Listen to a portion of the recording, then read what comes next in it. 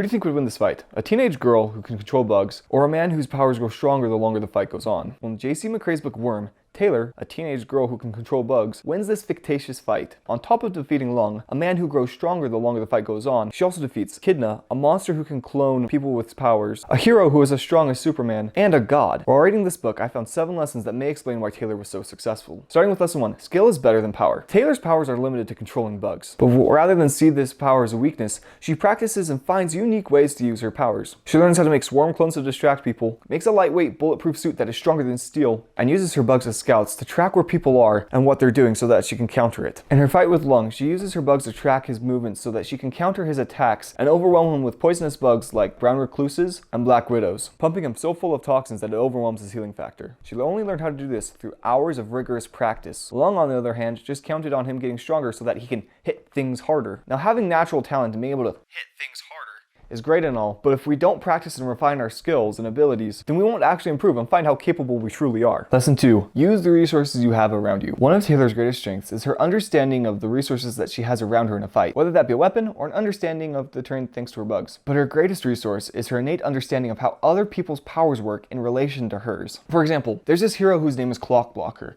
and he has the ability to freeze an object in time for between 30 seconds and 10 minutes. While this object is frozen in time, it's unable to be damaged, so you could hit it with a nuke and it would be just fine. During their fight with the monster Echidna, Taylor has Clock Blocker use his power to freeze a thin piece of string in time. At that moment, Echidna, who's about the size of an elephant, charges at Taylor to trample her, but instead of running over Taylor, she crashes into the string and effectively cuts herself in half. As unlikely as it is that you'll need to bisect someone, having an understanding of how to use the resources around you, whether it be a tool, a software program, or a person, can help make seemingly impossible tasks manageable. Lesson 3. You are the enemy in someone else's story. Taylor was a villain by career. She robbed banks, kidnapped people, and fought heroes when they tried to stop her. But the reason she chose to be a villain is because she felt that she would be able to help more people without having to go through the bureaucracy of a large hero organization. She used the resources that she gained through being a villain to help rebuild infrastructure after natural disasters, get food and clean water to those people who didn't have it, and get rid of gangs that were causing violence and selling drugs. She was a bad guy in the hero's story, but a hero to the people that she helped. Now let me make this clear. I do not condone